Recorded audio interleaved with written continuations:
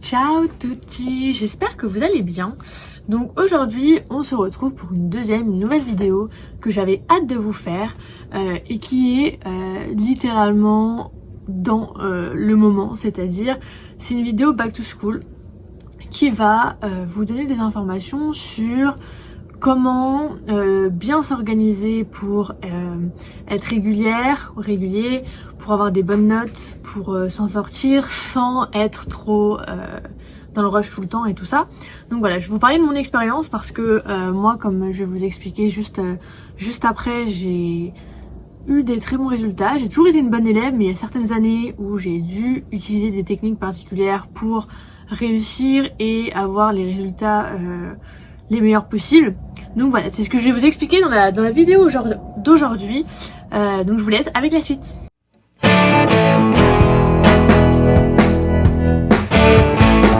Pour commencer, je vais vous raconter un peu le contexte, ma scolarité, qu'est-ce qui s'est passé et tout ça.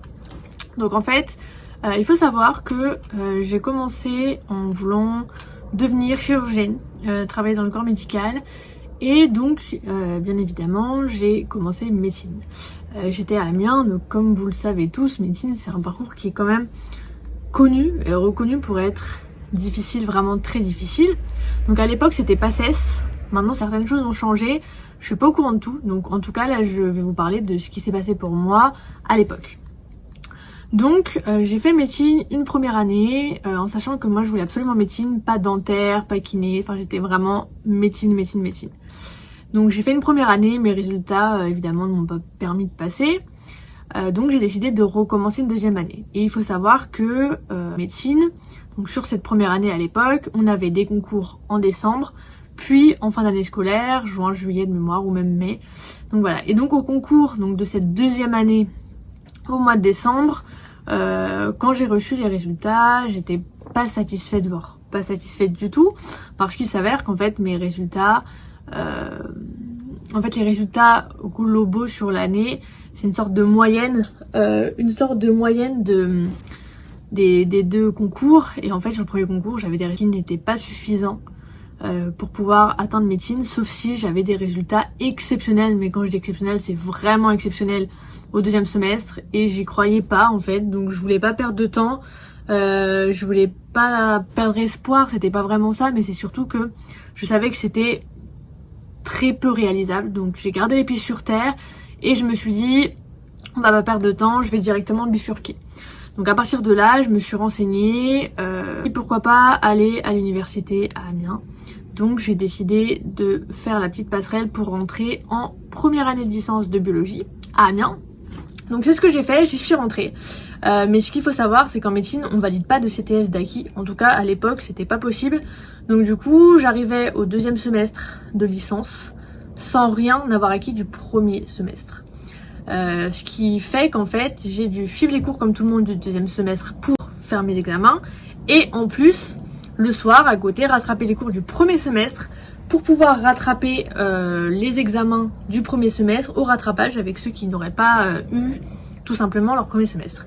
Donc c'était une année assez intense, je vous expliquerai un peu plus par la suite, mais étant donné que j'étais passée par médecine avant, j'avais des techniques, et ce qui fait que j'ai pas eu l'impression de souffrir beaucoup en termes de travail pendant cette année. Pour continuer un peu donc de manière chronologique ce qui s'est passé, je viens ma ligne de licence, et puis je suis arrivée au moment où je devais choisir ma L3, parce que du coup c'est un peu plus spécialisé dans mon domaine.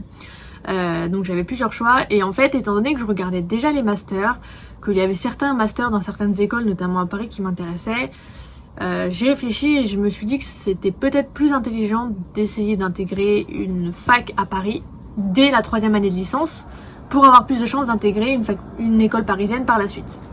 Donc candidaté en me disant qui ne tente rien à rien, j'étais pas sûre de pouvoir y rentrer, mais j'ai finalement été prise, donc très contente.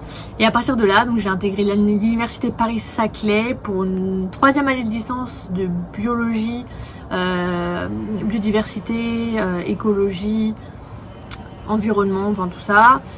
Et j'avais pris des options qui étaient surtout tournées sur l'environnement, sur le développement durable, l'écologie. Et puis j'ai ensuite candidaté pour une école d'ingénieur où j'ai pu rentrer en Master 1. Donc c'est des cursus master mais au sein d'une école d'ingénieur. Donc j'ai fait mon Master 1 et aujourd'hui je suis en Master 2. Donc voilà pour ce qui est de mon parcours. Je vais ensuite passer au plus important, ce qui vous intéresse le plus. Comment est-ce qu'on réussit, quels sont les tips, comment s'organiser pour optimiser son temps de travail, comment s'organiser. Donc pour vous expliquer un peu tout ça, je vais prendre l'exemple de cette année où je suis arrivée en licence 1 et j'ai dû rattraper 2 semestres en 1 et c'était assez compliqué, assez intense. Et j'avais appris et acquis certaines méthodes de travail en médecine qui m'ont permis de réussir plus ou moins facilement cette année-là, tout en sachant, petite anecdote, que je suis arrivée major de promo sur mon année, donc au global, major de promo sur ma première année de licence. Donc en comprenant le premier semestre, le deuxième semestre, étant donné que j'étais passée au rattrapage, etc. Donc voilà, je me jette pas des fleurs ni rien parce que je pense que tout le monde peut y arriver. Et en fait c'est vrai que étant sortie de médecine, j'avais l'impression de pas forcément travailler, mais je travaillais quand même beaucoup plus que les autres au final. Donc je pense que c'est surtout ça en fait qui faisait, parce que c'est vrai qu'en fait pour moi la fac, si tu travailles bien, tu peux vraiment y arriver et avoir des résultats excellents assez facilement si tu trouves les bonnes techniques de travail. Donc voilà, donc pour commencer, ce qui est le plus important, si je devais résumer en un mot en fait, la chose la plus importante en fait que vous pouvez faire, c'est la régularité. La régularité pour moi c'est plus important que tout. Donc travailler régulièrement, moi c'est vrai que cette année-là je travaillais à peu près 2-3 heures par soir, ce qui est quand même beaucoup, hein. Après je rattrapais 2 semestres en 1, mais travailler tous les soirs, c'est quelque chose d'extrêmement important. 1 heure, 1h30 même, c'est vraiment très utile. Rien que pour vous donner un petit exemple, en fait quand on arrivait proche de la période d'examen, j'ai toujours eu des amis et des gens autour de moi qui étaient là une semaine avant, quelques semaines avant, à être dans le gros rush, à devoir tout apprendre. Moi il faut savoir que toutes mes années depuis la médecine, j'ai travaillé régulièrement, ce qui fait qu'en fait j'arrivais aux périodes pré-examen, j'étais totalement sereine, j'étais pas dans le rush plus que d'habitude, je faisais mes nuits, enfin voilà quoi, c'était vraiment très agréable en fait d'arriver de manière zen à cette période d'examen, parce que c'est vrai que c'est quelque chose qui est assez stressant et qui peut mettre la pression. Donc voilà. Donc en fait ce qui importe, c'est vraiment d'avoir un planning et une organisation de révision très précise et très importante. Donc déjà avoir un grand agenda, c'est très cool, et je vais vous expliquer comment je m'organisais. Ce que je faisais, c'est que chaque dimanche soir je prenais mon agenda et je faisais mon planning de révision pour la semaine. Donc comment s'organisait mon planning de révision? En fait, dès le début de l'année, dès les premiers jours, je commençais à apprendre et à travailler sur les cours. C'est-à-dire que j'avais une organisation assez particulière. Tout ce qui était CM, donc cours à apprendre par cœur, je faisais ça en 2 étapes. C'est-à-dire que j'avais un cours le jour A. Le jour B, je recopiais le cours, parce qu'en fait quand je prenais en cours, je prenais notes. C'était lisible, mais c'était pas forcément beau, pas de couleurs, pas forcément bien organisé. Donc jour A, j'avais le cours. Le soir même, je recopiais le cours. Jour B, je faisais la fiche de cours. Jour C, j'apprenais le cours. Ensuite, pour ce qui était TD, j'avais un TD. Et en fait, 2-3 jours après, je refaisais le TD. Donc quand on a un TD, un cours, ça va. Mais en fait, quand les cours s'accumulent, ça fait vraiment tout un cycle de... Moi, j'avais des partiels en physique. J'avais à peine besoin de lire la consigne que je savais déjà quelle serait la réponse et comment répondre en fait. C'était vraiment, j'étais devenue une machine. Et même pour tout ce qui était apprentissage par cœur, j'arrivais carrément à photographier mes pages de cours et mes fiches dans ma tête tellement je les avais revues. En fait, le fait de revoir, de répéter, de refaire plusieurs fois la même chose, le cerveau imprime les choses et c'est beaucoup plus simple de se rappeler en fait. Il n'y a même pas d'effort à apporter, c'est-à-dire qu'à l'examen, j'avais une question par exemple de cours, j'avais même pas à me creuser la tête pour réfléchir, c'était comme si c'était naturel, comme si c'était totalement acquis. Donc c'est là que le travail régulier est hyper important.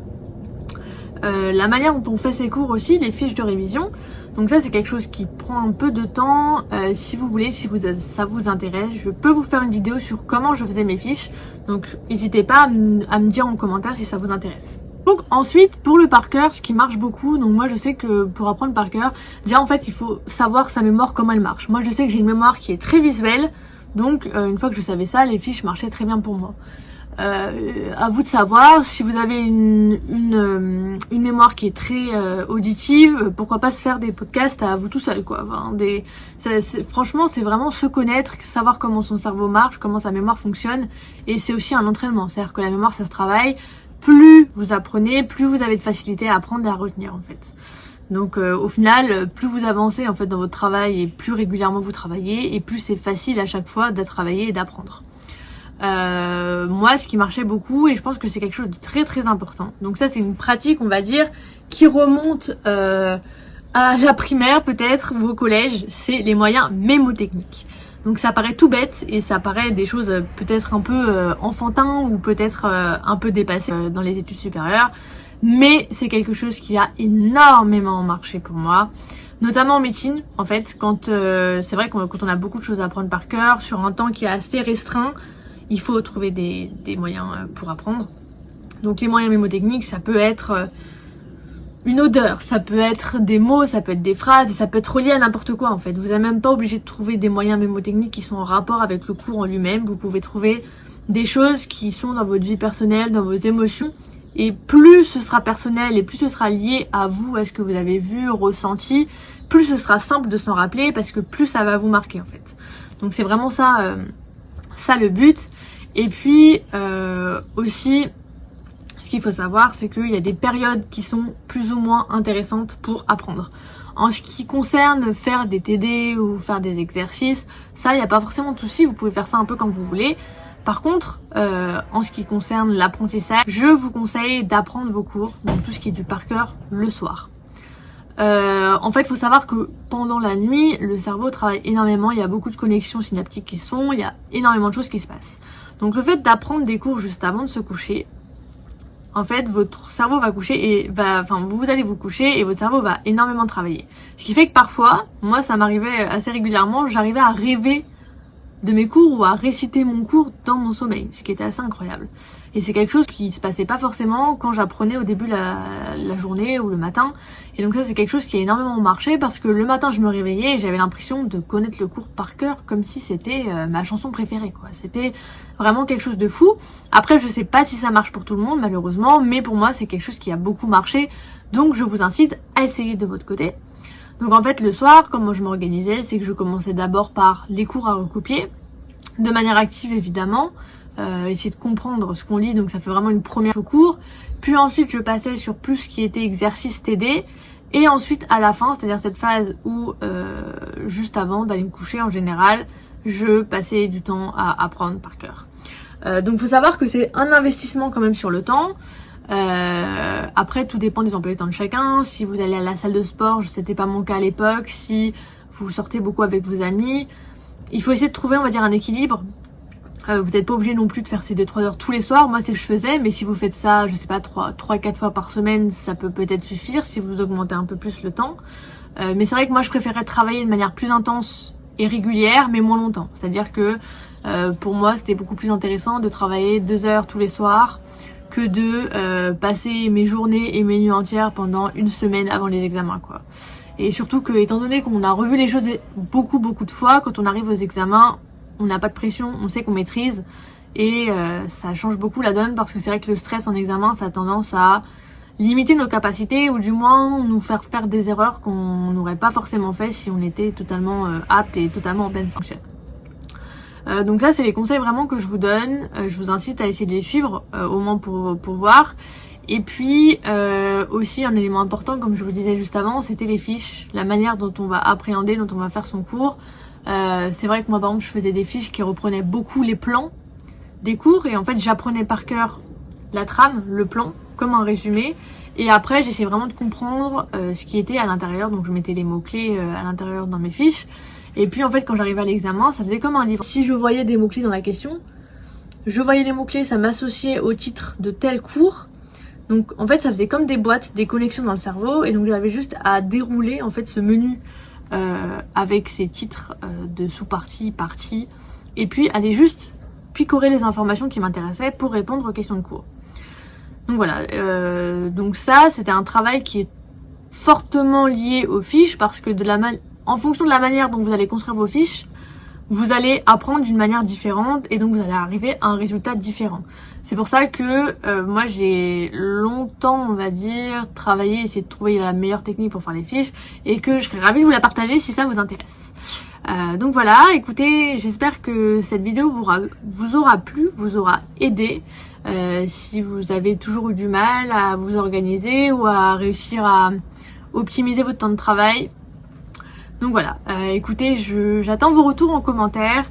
Je vous fais d'énormes bisous et je vous dis à la semaine prochaine pour une prochaine vidéo. Ciao tutti!